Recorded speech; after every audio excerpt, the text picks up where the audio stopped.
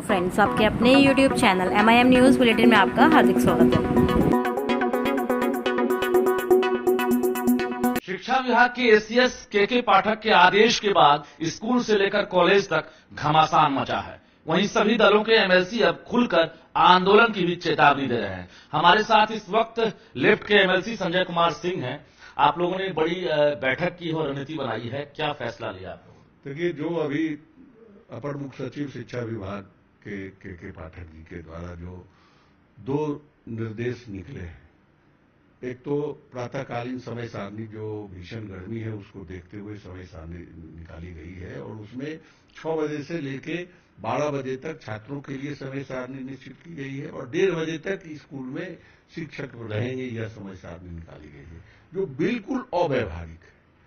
और हम समझते हैं कि ये इनको बिहार के शिक्षा व्यवस्था कैसे मजबूत हो इसकी चिंता नहीं, ये शिक्षकों से लगता है जैसे कि बदले की भावना से छात्रों के कैसे पठन पाठन मजबूत हो, गुणवत्तापूर्ण शिक्षा बच्चों को मिले, इसकी कोई चिंता नहीं है। ये बताइए कि नेता MLC MLA किसी की तो सुन नहीं रहे हैं, ये फिर आप लोग अब क्या करेंगे? मुख्यमंत्री भी तो जानते हैं इसे। देखिए, हम मुख्यमंत्री जी को लिखे भी हैं, पत्र भी लिखे हैं। हम 5 MLC जो कल उपलब्ध थे पटना मुख्यालय में, उन लोगों को शिक्षक प्रतिनिधि 5 MLC जैसे डॉक्टर संजीव कुमार सिंह, वीरेंद्र कुमार, नारायण यादव, मदन मोहन झा जी, अफाक अहमद और मैं ने एक स्मारक पत्र मुख्यमंत्री, मुख्य सचिव और शिक्षा मंत्री को दिया है समय सारणी को लेकर कि 6 बजे से 12 बजे तक जो इस भीषण गर्मी में जो समय प्रातःकालीन समय सारणी शिक्षा विभाग से निकाला गया है बिल्कुल अमानवीय है और इसको आप इसमें हस्तक्षेप करें और जैसे पहले से पूर्व से आज तक की परंपरा है कि प्रातःकालीन सत्र जो समय सारणी निश्चित की जाती थी वह 6:30 से 11:30, इसको आप वह सुनिश्चित कराएं और 6 से 12 और 1:30 बजे तक की जो समय सारणी है उसको निरस्त करें। हमने समय भी मांगा। आप क्या करेंगे? हम समय भी मांगे, मुख्यमंत्री से उप मुख्यमंत्री से समय मांगे और हम उम्मीद करते हैं आज से कल तक में समय मिलना चाहिए। नहीं मिला तो निश्चित रूप से आचार संहिता के बाद इस ऐसे अपर मुख्य सचिव जिससे बिहार की शिक्षा व्यवस्था मजबूत होने को नहीं है, बिहार की शिक्षा व्यवस्था का भला होना नहीं है, इसके विरुद्ध में हम लोग आंदोलन छोड़ेंगे और आवश्यकता पड़ी तो हम लोग अनशन और धरना पर भी कहाँ बैठेंगे? धरना पर शिक्षा विभाग के सामने बैठेंगे और कहाँ बैठेंगे। लोग क्या कहेंगे? आप माननीय हैं, आप शिक्षा विभाग मुख्यालय में धरना देंगे?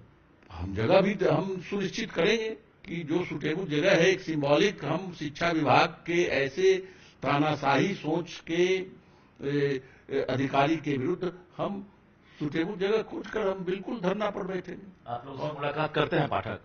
बिल्कुल, मुलाकात समय ही नहीं देते हैं तो मुलाकात करेंगे, वो तो डिक्टेटर है और इसी शिक्षा के सुधार के नाम पर वह बिहार के शिक्षा विभाग के पूरे बिहार के विद्यालयों के अरब में घोटाला चल रहा है शिक्षा विभाग में।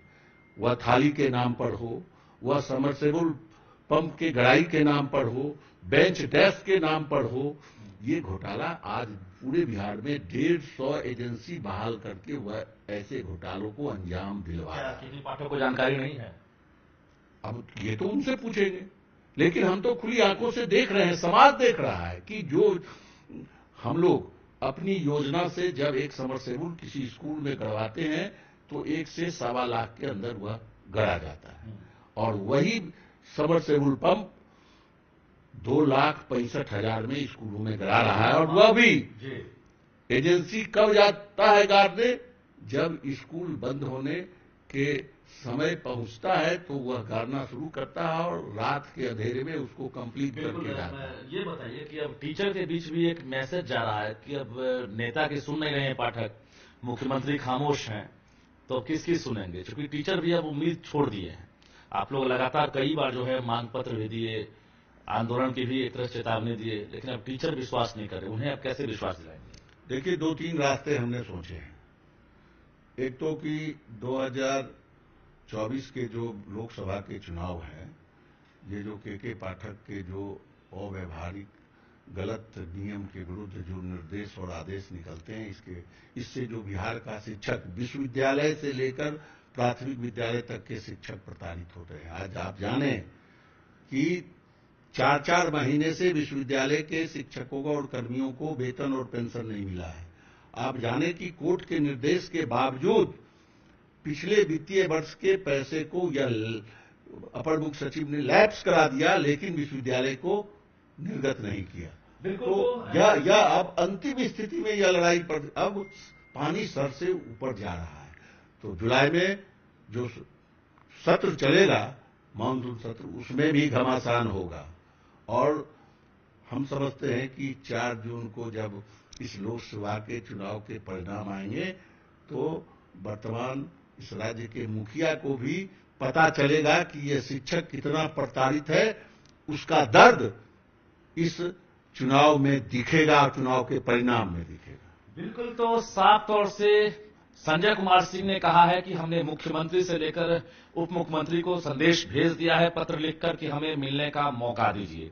5-5 एमएलसी ने अभी बैठक की है और निश्चित रूप से इन्होंने चेतावनी भी दी है कि आचार संहिता के बाद शिक्षा विभाग मुख्यालय के बाहर हम धरना पर बैठेंगे। इसके अलावा इन्होंने इशारा भी कर दिया है कि 4 जून को जो परिणाम निकलेगा, उस परिणाम में के पाठक का साइड इफेक्ट क्या होता है, ये सरकार को पता चल जाएगा।